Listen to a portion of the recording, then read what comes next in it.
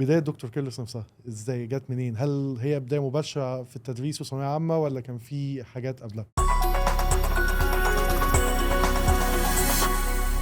لا، حاجات كتير. احنا يعني بداية كانت من وقت ما انا خلصت الثانوية العامة. انا خلصت الثانوية العامة سنة 2011، وبعدين كان في اتفاق بيني وبين والدي ان انا عاوز اعتمد على نفسي. جميل. كانش لسه في حاجة اسمها هدرس ولا هدي دروس ولا الكلام ده خالص. كانتش الفكرة نفسها موجودة أصلا؟ لا خالص. وانا هحكي لك قصص يمكن لاول مرة احكيها. يعني اول حاجة رحت اشتغل في محل هدايا، ده الناس عارفاه. حلو. واشتغلت فترة ده أثناء الكلية؟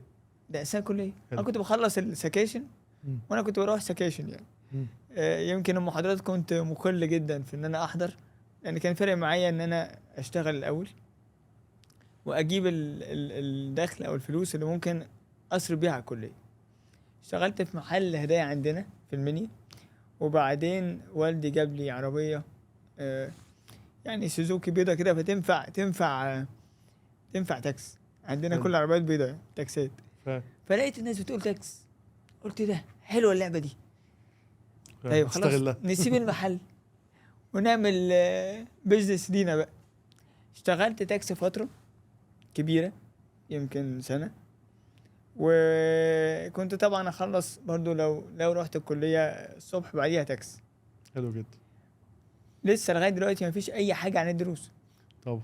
ولسه كنت داخل في الكلية، والكلية اصلا انت داخل عشان تبقى صيدلي، ولا انا داخل الكلية؟ لا، هو بصراحة انا داخل بالمجموع. يعني احنا ودي ظاهرة عندنا في مصر. انت جبت مجموع عالي فالاهل بيستخسروا المجموع. لكن هل ميولي كانت صيدلة او حاجة طبية؟ للأسف لا. بحب الصيدلة جدا وحبيت دراستها جدا، لدرجة ان انا كنت في الفارماكولوجي بشرح لزمايلي. حبيت الفارما جدا، لكن حبيتها كمجال دراسة. حبيت العلم نفسه بغض النظر عن لكن ان انا اشتغلها ما حسيتنيش. يعني مم. مش انا اللي هينفع البس التوب ده. توب الصيدلي ده مش لايق عليا.